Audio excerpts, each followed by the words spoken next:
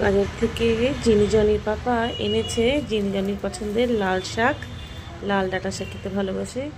আর এটা পুঁই শাক দিয়ে নিরামিষ তরকারি খেতে ভীষণ পছন্দ করে জিনিজনির পাপা। আর আমার জন্য এনেছে এটা। এটা কি তোমরা জানো? এটা